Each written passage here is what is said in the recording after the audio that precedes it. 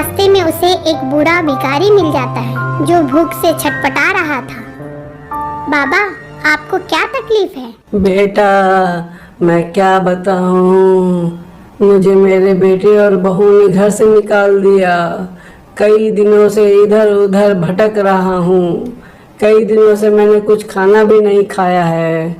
ऐसा लगता है कि मेरे प्राण निकलेंगे तो ही मुझे शांति मिलेगी। बाबा की बात सुनकर मोहन का दिल रो पड़ता है और वो खाना उस बाबा को दे देता है।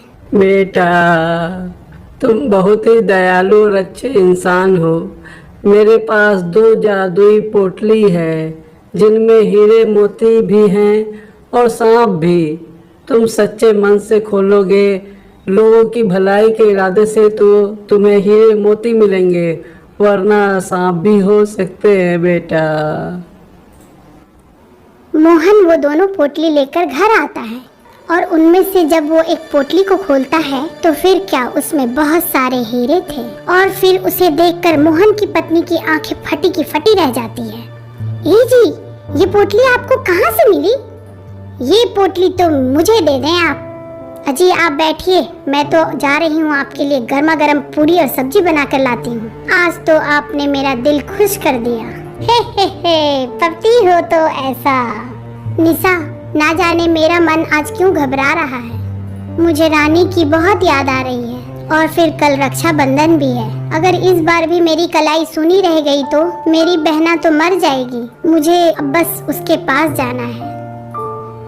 हाँ हाँ, क्यों नहीं, जाओ जाओ, अपनी बहन से मिल आओ।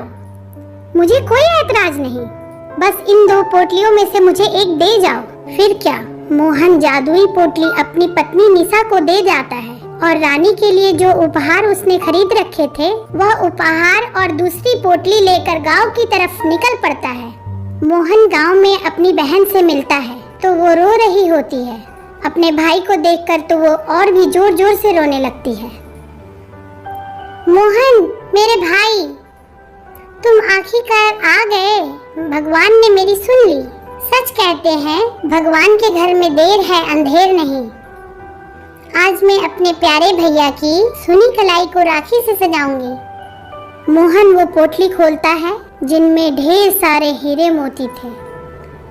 वो अपनी सौतेली माँ से कहता है, माँ, अब ये हीरे आप अपने पास रखिए। इसके जरिए आप अपना और लोगों का भला कीजिए। मोहन बेटा, आज तुमने मेरी आंखें खोल दी। मैं कितनी अभागन हूँ कि हीरे मोती जैसे अपने बच्चे को मैं पहचान न सकी। मेरे बच्चों, हो सके तो मुझे माफ कर दो और अब मुझे ये दौलत नहीं चाहिए। आज ही मैं ये सब गरीबों में दान कर देती हूँ। चलो चलो, मेरे तो भाग खुल गए। चलो ये पोटली खोल के देखते हैं क्या है इसमें। लोग कहते हैं मर्द बहुत बेवकूफ होते हैं और आज मोहन ने ये साबित भी कर दिया। मैंने रात के अंधेरे में चुपके से ये पोटली बदल दी थी और क्या वो सांप वाली पोटली लेकर अपने साथ चला गया। मेरे लिए हीरे मोती वाले पोटली छोड़ गया। हा हा हा, अब तो मैं बहुत अमीर हो जाऊंगी।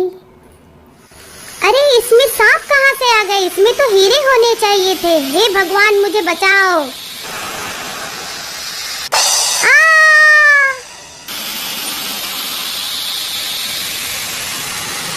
प्यारे बच्चों, इस कहानी से हमें ये सीख मिलती है कि कभी किसी का बुरा सोचना नहीं चाहिए और करना भी नहीं चाहिए।